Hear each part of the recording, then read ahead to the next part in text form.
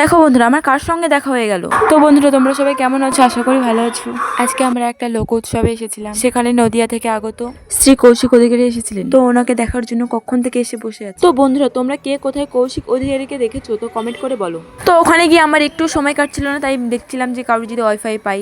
তো শেষমেশ একটা পেলাম, কেমন চিনি না ওকে। তো বসে থাকতে থাকতে আমার পা গেছিল ঝিমিয়ে, তো আমি হাঁটতে হাঁটতে চলে গেলাম বান্ধবী ললিতার কাছে। তো বন্ধুরা, আমার ভিডিও যদি আপনাদের ভালো লাগে তাহলে অবশ্যই একটা লাইক কমেন্ট করে দেবেন। তো এই গরমে আমার ভাই পড়ে গেছিল জুতো, আর এই জুতোতে যা গন্ধ, মরা মানুষ তাজা হয়ে যাইব।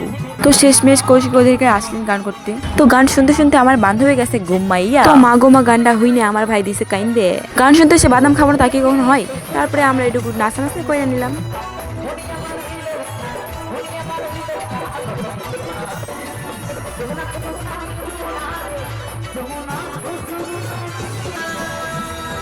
তো নাচানাচি হাইরা আমরা কিছু ছবি তুলে নিলাম। তো বন্ধুরা, অনেক রাত হয়ে গেছে, তখন আমরা এখন বাড়ি দিকে রওনা দিব। তো বন্ধুরা, আমার ভিডিও যদি ইউটিউব থেকে দেখেন তাহলে সাবস্ক্রাইব করে দেবেন, আর ফেসবুক থেকে দেখলে ফলো করে দেবেন। তো রাত 2টোর দিকে বাগান দিয়ে আসতে আমাদের এত ভয় লাগতেছিল, তো গান জুড়ে দিচ্ছি আমরা হরে কৃষ্ণ।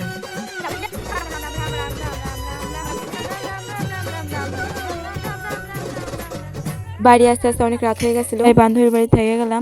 তো যদি বাড়ি যেতাম তাহলে মা আসতো কাইডালাই। তো আজকের ব্লগটা এখানে শেষ করলাম, টাটা বাই বাই।